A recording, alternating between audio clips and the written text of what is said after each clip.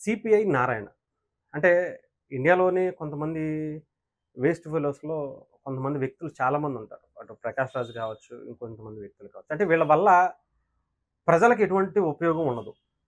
పోనీ వీళ్ళు ప్రజలకన్నా ఏమన్నా కాస్తో కూస్తో ఉపయోగపడతారంటే, ఆ ఉద్దేశాలు కూడా వీళ్ళెవరికీ ఉండవు.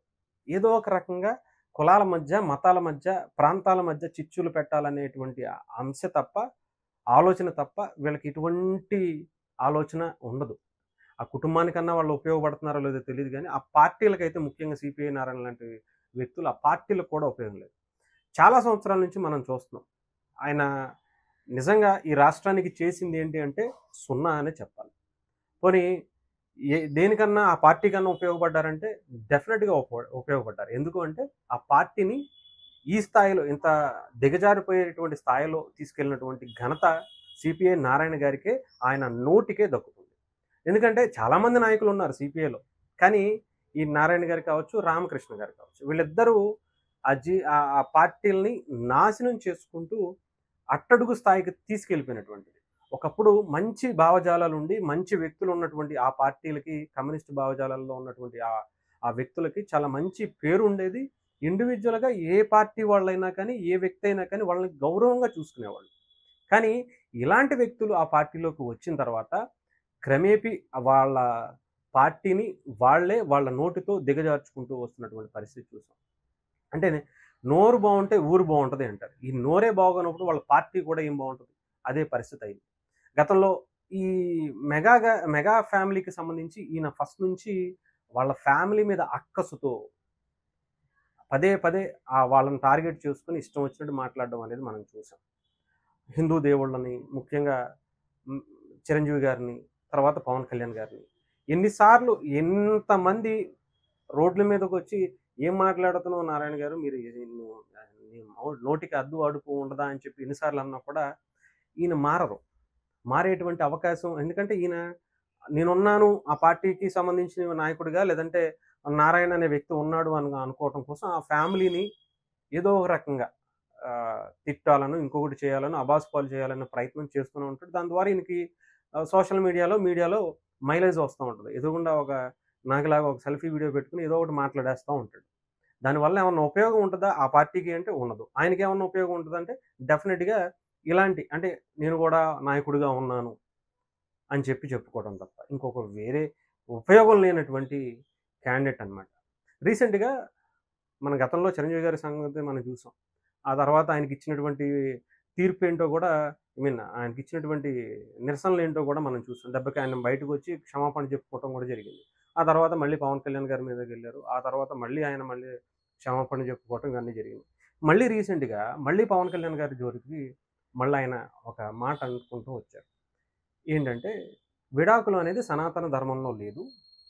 ఓకే. దాని గురించి మాట్లాడదాం. మీరు మాట్లాడిన 2, 3 మాటలున్నాయి. దాంట్లో సనాతన ధర్మం అనేది సనాతన ధర్మంలో విడాకులనేవి లేవు. మరి ఖురాన్‌లో త్రిపుల్ తలాక్ అని ఉంది కదా! దానికి తలాక్ అని చెప్పేసి వాళ్ళు ఇచ్చేయచ్చు అంటే దానికి మీరు యాక్సెప్టబులా? అలా ఎంతమంది జీవితాలు ముస్లిం మహిళల జీవితాలు రోడ్ల మీద పడ్డాయో మీకు తెలుసా? దాని గురించి మీరు మాట్లాడేటువంటి దమ్ము, ధైర్యం మీకుందా? ఇది పోసుకుంటారు.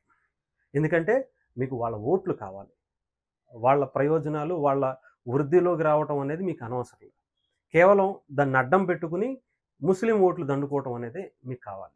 వాళ్ళ మీద మాట్లాడితే వాళ్ళేం చేస్తారో మీకు తెలుసు. హిందువులు ఏమి చేయలేరు. సనాతన ధర్మం పేరు మీద ఎవరు ఏం మాట్లాడలేరు. ఈళ్ళకి యూనిటీ లేదు అని అంతేగా. నిజంగా ఇలాంటి వాళ్ళ కోసమైనా సరే హిందువులందరూ సనాతన ధర్మం అనేది ఒక యూనిటీగా ఉంటదని చెప్పి ఇలాంటి వాళ్ళకి చెప్పు దెబ్బ ఇచ్చి సమాధానం ఇచ్చినట్టుగా ఉండాలి. లేకపోతే ఇలాంటి వాళ్ళు ప్రతి ఒక్కళ్ళు కూడా దేశానికి ఎవరికీ ఉపయోగం లేనటువంటి ఇలాంటి వ్యక్తులు కూడా సనాతన ధర్మం గురించి మాట్లాడటం అంటే పవన్ కళ్యాణ్ గారు లాంటి వ్యక్తి గురించి మాట్లాడడం అంటే పవన్ కళ్యాణ్ గారు చేసినటువంటి సేవా కార్యక్రమాల్లో 1% అయినా ఇతను ఎప్పుడైనా పిల్లికి బిచ్చం వేసినట్టయినా ఎప్పుడన్నా చూసారా? నారాయణ కావచ్చు, లేదంటే ఇంకొకళ్ళు కావచ్చు.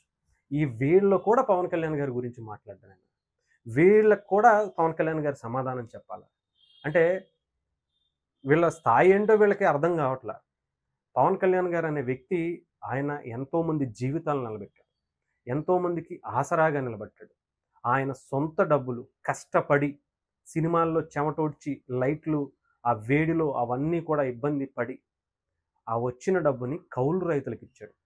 ఎంతోమంది జీవితాలకు ఆయన వెలుగునిచ్చాడు. మరి నారాయణ గారు ఎప్పుడన్నా ఒక రూ. 10 ఎవరికన్నా ఇచ్చిన సందర్భం ఏమన్నా ఉందా? ఏమన్నా ఒక కుటుంబాన్ని వాళ్ళ నిలబెట్టారనే ఏమన్నా ఇది ఉందా నారాయణ గారికి? మరి ఎందుకు మీరు మాట్లాడతారు? ఇకపోతే ఆయన అన్నదేంటంటే ఆహ్, ఎవరైతే భర్త చనిపోయిన తర్వాత భార్యను కూడా తీసుకెళ్ళి తగలబెట్టేస్తారు అని చెప్పన్నారు. అది సనాతన ధర్మంలో ఉందా? తెలియకపోతే నేను గతంలో కూడా దానికి సంబంధించినటువంటి వీడియో చేశాను.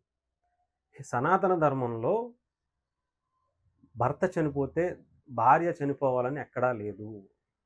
అది రాజుల కాలంలో ముఖ్యంగా రాజులు రాజ్యాల మీదకి దండయాత్రలకెళ్ళినప్పుడు ఆ రాజులు వాళ్ళు చనిపోతే వాళ్ళ మిగతా ఎవరైతే గెలిచిన రాజులు ఉంటారో వాళ్ళు వచ్చి వాళ్ళ భార్యలని, పిల్లల్ని, ఆడవాళ్ళని వాడుకొని ఇష్టానుసారం వాళ్ళని హింసించేవాళ్ళు.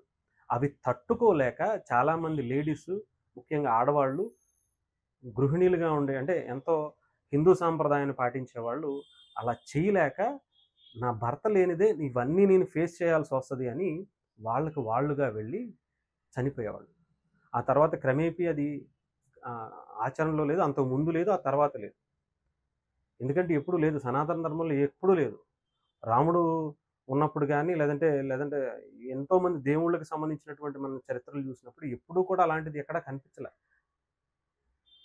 అంతేగాని వీళ్ళు కావాలని హిందూ ధర్మం మీద అక్కసుతో ఇష్టం వచ్చినట్టు మాట్లాడేస్తే ఎవరు ఏం మాట్లాడలేరు, ఎవరు ఏం సమాధానం చెప్పలేరు అనేటువంటిది వీళ్ళు బాగా అలవాటు చేసేసుకున్నారు. దీనికి హిందువులు కూడా యూనిటీ లేకపోవటం అనేది ఇలాంటి వాళ్ళకి అవకాశం కూడా కనిపిస్తుంది. సో డెఫినెట్‌గా నారాయణ గారు ఒకసారి మీ మానసిక పరిస్థితి గురించి ఒక్కసారి ఆలోచించుకుంటే మంచిది. లేదా ఇలాంటివి మీరు ఏజ్ అయిపోయింది. సరిగ్గా మాట్లాడలేనటువంటి పరిస్థితొచ్చింది.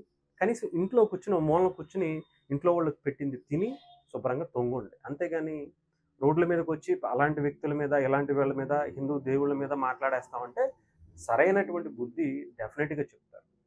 హిందుత్వం, సనాతన ధర్మం అనేది అన్ని మతాలని, అన్ని కులాలని కలుపుకొని వెళ్ళేదే.